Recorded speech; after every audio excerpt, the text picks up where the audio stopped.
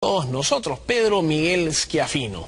Con él estaremos recorriendo su aventura gastronómica, su experiencia en el mundo de la cocina, y también conoceremos los detalles que han permitido que su restaurante liste entre los mejores del mundo. Con esto y más, volvemos tras la pausa, señores.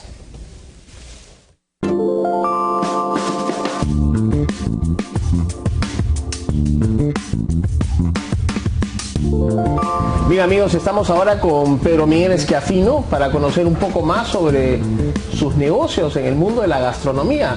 Él, como saben, es el chef propietario del Malabar y del Amas. Vamos a conocer entonces un poco más sobre estos dos modelos de negocio. Gracias, Pedro Miguel, por estar con nosotros. Encantado, Bruno, gracias a ti. Conociendo además tu agenda, ¿no? Ahora con el programa, tus viajes y todo lo que estás haciendo. ¿Cómo te das tiempo? Cuéntame cómo te estás organizando. Bueno, tengo un equipo, ya tenemos 9 años con Malabar. En esos 9 años hemos formado un equipo bastante fuerte que me apoya. Y voy aprendiendo a delegar, ¿no? Al principio es difícil, pero ahí poco a poco delegas y las cosas funcionan. ¿Cómo delega un chef la mano de chef? Eso es un reto, ¿no? Sí, hay varias cosas que hay que tomar en cuenta a la hora de delegar y lo vas haciendo poco a poco, ¿no? Igual hay que entender, para los televidentes, que nosotros hoy en día que manejamos un restaurante o dos, vemos la cocina desde arriba, ¿no? No participamos en el plato porque es imposible. Imagínate, claro, hacer 10 platos uno solo no puede, entonces tiene que enseñarle a sus cocineros a hacer los platos y ahí controla calidad en general, ¿no? Sabor, texturas, cocciones, presentación. Entonces vas delegando poco a poco y vas haciendo que los chicos trabajen como tú quieres, ¿no? Bajo tu filosofía. Cuéntame un poco sobre esa filosofía, pero desde el inicio. Cuéntame cómo empezó Malabar. Es interesante porque, mira, hay una cosa, yo he tenido mucha suerte. He tenido mucha suerte porque siempre me he rodeado de gente que me ha ayudado, de personas increíbles, buenísimas, y eso lo aprecio mucho. Y entonces desde un principio todo ha sido, las cosas se han ido dando poco a poco, ¿no? Yo tengo una política, una filosofía que es no forzar nada, que salga de adentro, que brote, desde mi cocina hasta mi manera de ser, mi manera de manejar las cosas, son súper naturales. A mí me gusta ser súper espontáneo, y no forzar, no fuerzo nada, dejo que las cosas se vayan dando poco a poco. Y Malabar ha sido así, o sea, yo empecé en un inicio tratando de mostrar lo que tenía mi país a través de los ingredientes, ¿no? El potencial que había en la cocina, y eso se convirtió en la principal razón o el principal motivo de mi cocina, y se convirtió en mi filosofía más adelante, que es hoy día Malabar. La cocina de Malabar y la carta y el menú gira alrededor del producto peruano, ¿no? Ahora, el producto peruano es bien... Es amplio, claro. Es muy amplio. Claro. Tú tienes un foco especialmente reconocido en la selva, ¿no?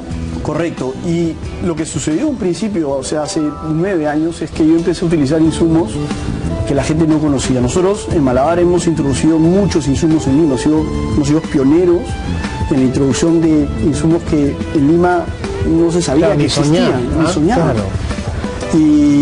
¿Pero cómo descubriste eso? Uno de parte de estos insumos eran amazónicos. Entonces la gente me tagueó, me identificó inmediatamente con, cocinero amazónico. Y yo no tuve ningún problema, o sea, encantado. Más bien con mucho orgullo. Y he dejado que las cosas se den y hoy en día sí le presto mucha atención a la Amazonía.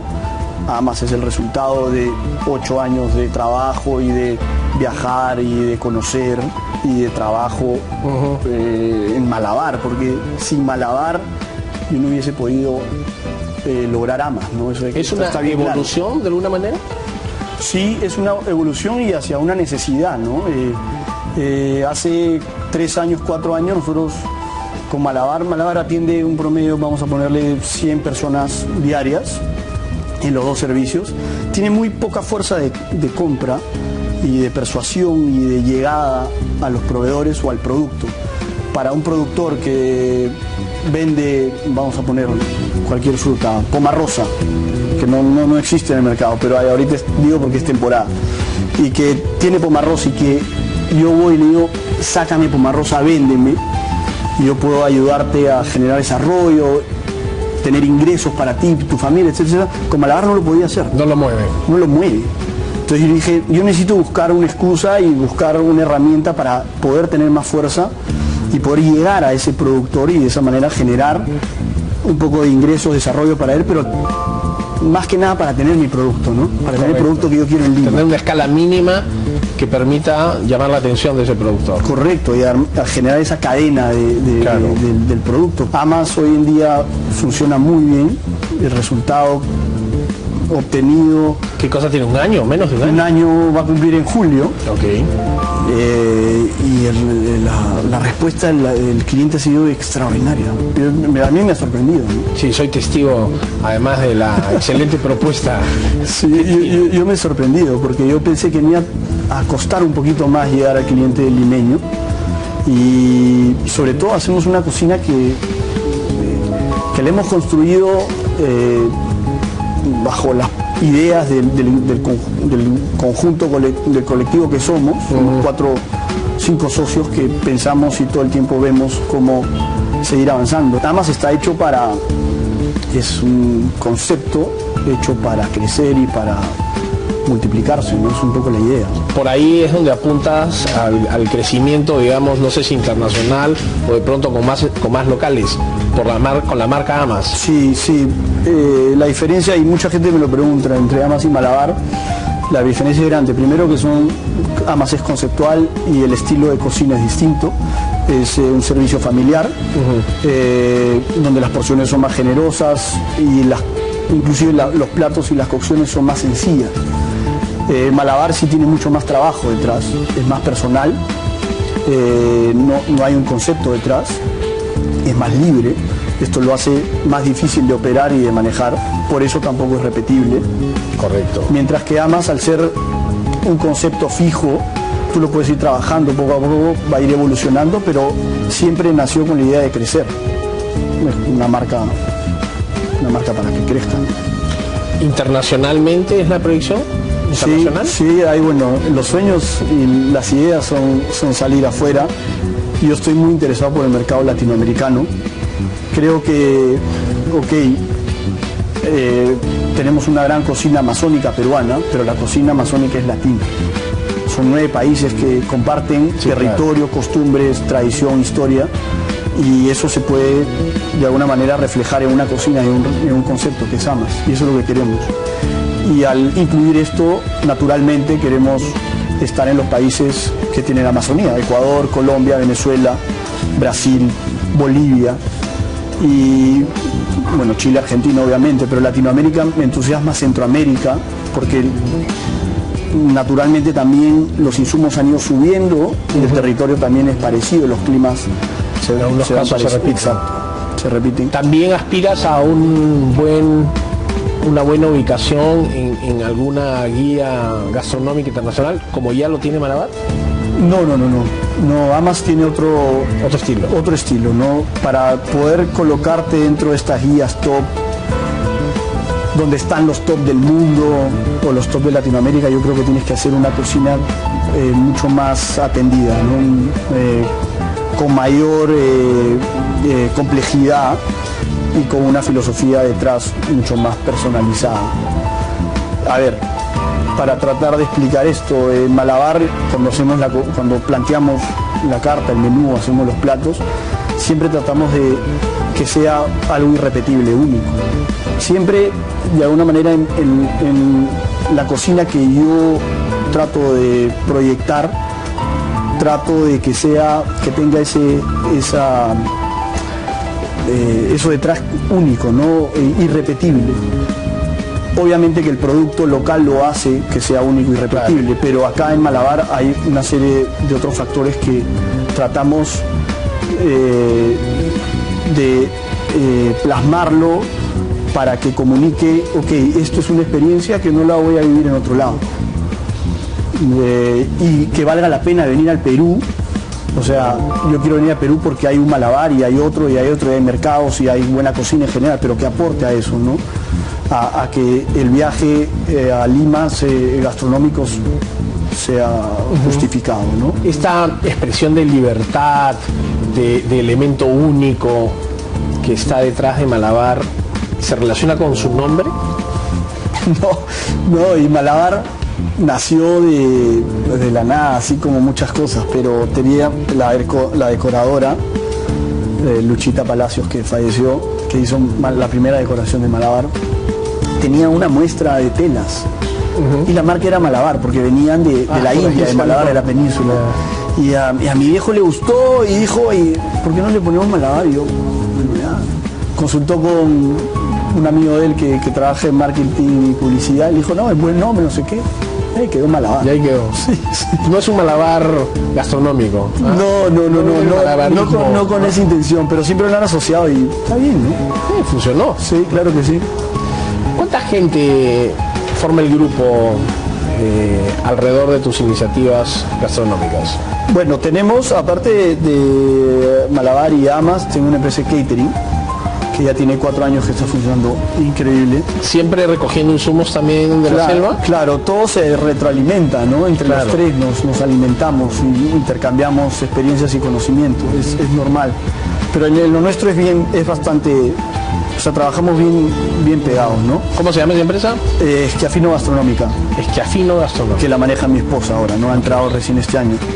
En Schiaffino Gastronómica somos 10 personas. En Malabar somos 34 personas. En Amas somos 42. ¿No? Y aparte de eso, asesoramos 2 empresas de turismo. Una es Aqua Expeditions y la otra es Sol y Luna. Y bueno, y entre todos manejamos todo esto. Bueno, ya empieza a ser una corporación alrededor de la gastronomía, ¿no? Sí, yo no sé si verlo como corporación, porque la verdad no tengo una infraestructura corporativa. Bueno, pero tienes personal. Pero tenemos en un buen número, ¿no? Sí, ya es regular, ¿no? Y varias unidades de negocio también. Correcto. Déjame hacer una breve pausa. Dale. Pero Miguel. Dale.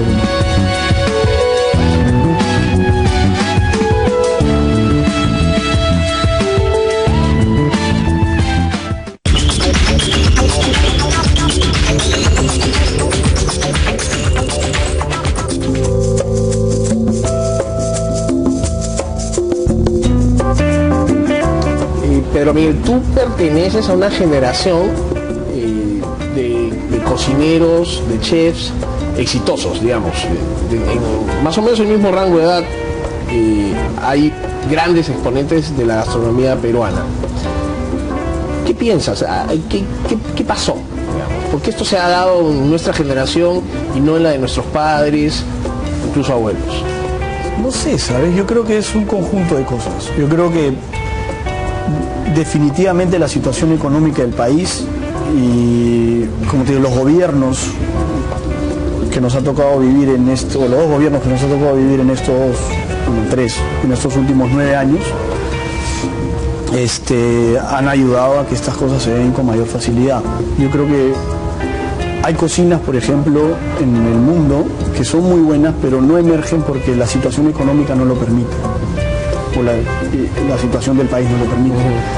Y en el caso de Perú creo que eso influyó en su momento, y cuando las cosas empezaron a mejorar y la gente se sintió con mucho más seguridad para hacer cosas distintas y nuevas, es que se fue dando todo esto, y ahí salimos una serie O sea, salieron los astros. Salieron una serie de cocineros que hicieron posible esto, pero nada de esto se hubiese logrado sin las personas que estuvieron antes que nosotros, ¿no? Hay grandes cocineros, empresarios gastronómicos como Arturo Rubio, Alfredo Aramburu, Marisa Yulfo, etcétera, etcétera, Isabel Álvarez, bueno, por nombrar algunos porque son bastantes, que empezaron a generar todo esto, ¿no? Hace 15, 20 años, eso lo sabemos. Claro. Y nosotros hemos sido como que la extensión o una continuidad.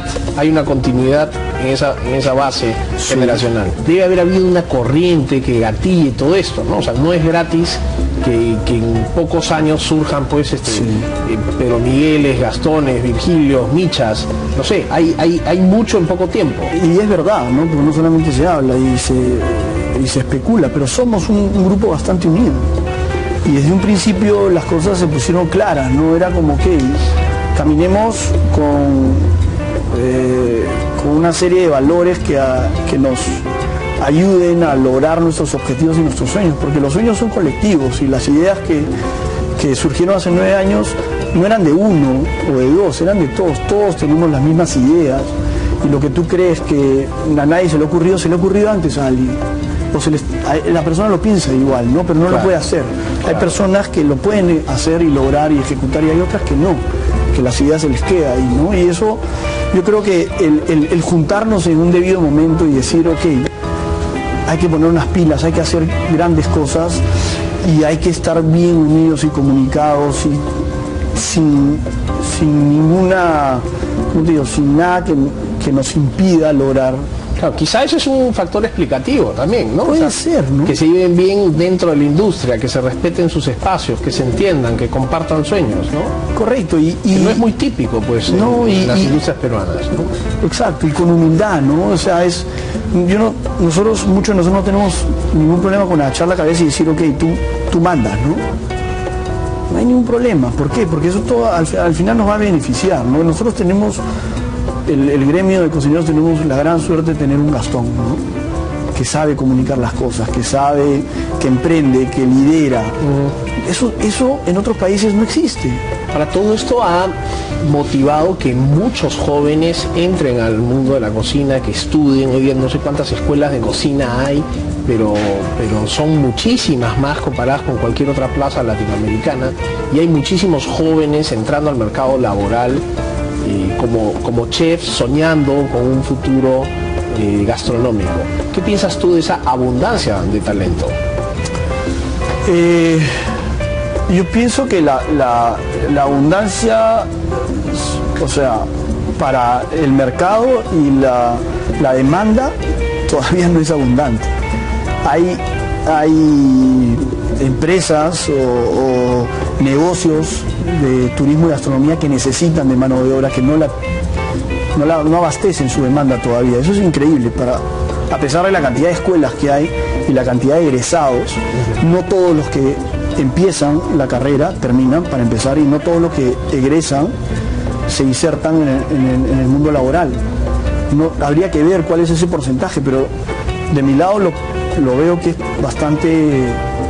poco. Yo tengo, por ejemplo, mandos altos, es difícil conseguir, ¿no? Gente con experiencia. Porque tú sales de una escuela y no puedes manejar una cocina, es imposible. No la haces. No la haces.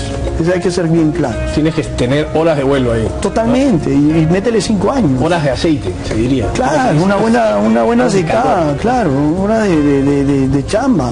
Tienes que sacarte la mugre, no es así, no es como que yo salgo de la escuela y ya voy a ganar un gran sueldo y voy a manejar una cocina. Es más, si haces eso, no sabes la cantidad de cosas que te vas a perder. Claro. O sea, te vas a perder la experiencia, esos 5 años que son vitales para manejar una cocina. Esos 5 años de experiencia son extraordinarios, son los mejores. Una vez que te llenas de responsabilidades y que tienes que manejar un grupo y manejar una empresa, no puedes retroceder, ya no hay retroceso. Claro, y es para adelante. no hay vuelta atrás con eso. Y no aprendiste y no tuviste esa experiencia, fuiste. ¿No? O sea, y después te vas a dar cuenta y dices, ¿por qué no alargué ese proceso, ese tiempo de práctica, de experiencia? Porque hoy en día ya no lo puedo hacer. ¿Qué es lo más difícil de enfrentar para un cocinero en su ruta de crecimiento? Digamos, desde que entra a la cocina, como tú dices, hacer lo más elemental y empezar a aprender hasta que logra consolidar una propuesta gastronómica. Ese camino, ¿qué tan costoso es? ¿Por dónde están los principales retos? Yo creo que el tema económico es algo que a todos nos preocupa en algún momento, ¿no? La espalda, aguantar. Desde el principio hasta que por fin puedes tener una buena situación económica. Y eso es bien duro porque pasas años en que el tiempo que le das al trabajo y el conocimiento que le pones no se ve reflejado en los ingresos económicos, ¿no? Y te puede frustrar eso, ¿no? Hay que tener mucho temple, hay que tener mucha dedicación, paciencia. Y eso es algo que no todo el mundo está dispuesto a poner, ¿no? Hay un tema de convicción en en la carrera gastronómica que es clave, ¿no? Si tú no estás convencido de lo que quieres hacer y el camino que quieres seguir y la vida que quieres tener, lo más probable es que tengas problemas, ¿no? ¿Muy esclavo?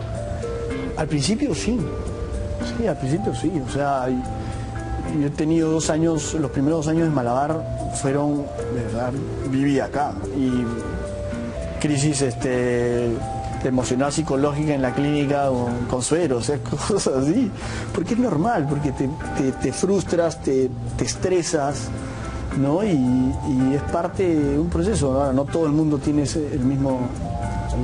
la misma experiencia que yo, claro. pero los primeros años son fuertes, son fuertes. ¿Cuándo descubres que quieres ser cocinero? Mira, a mí me gusta, yo he estado siempre bien pegado a la naturaleza, yo quería ser biólogo.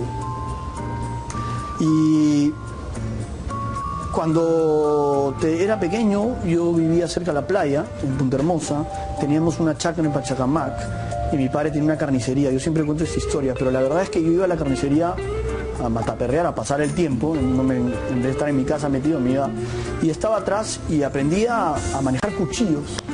Y mi papá me acuerdo que me regaló y mi tío me regalaron cuchillos por mi santo, por Navidad. Yo tenía cuchillos, no tenía idea de la cocina, ¿no? Ni siquiera se me había pasado por el frente el tema de cocinar. Pero ya deshuesaba pollos, carnes, etcétera. Me gustaba la pesca, sabía filetear, me gustaba la caza submarina, me gustaba el campo. Y a la hora que decido no estudiar biología, bueno, mi padre me dice que hay que trabajar y lo natural y lo primero que se me ocurre entrar a un restaurante y como manejaba cuchillos y podía ayudar y me gustaba algo, porque ayudaba algo en cocina y me entretenía, entré a trabajar en un restaurante. Y ahí nació, ¿no? Y tenía un amigo que también se había metido y alguna experiencia de otro que había escuchado, entonces era como que, ok. Y me encantó y seguí, ¿no? Para terminar, pero Miguel, dale a un muchacho de 25 años tu mejor consejo. Qué maleada tu pregunta. Harta responsabilidad. Mi mejor consejo es que para hacer las cosas uno tiene que estar... uno tiene que hacer las cosas contento, ¿no? Yo veo que a veces la gente se ve obligada o presionada por hacer algo, inclusive a los 25 años, ¿no? Por de repente una presión económica o lo que sea, ¿no? Lo importante es hacer las cosas que te hacen feliz, ¿no? Entonces, si tú eres feliz en tu trabajo o haciendo lo que haces,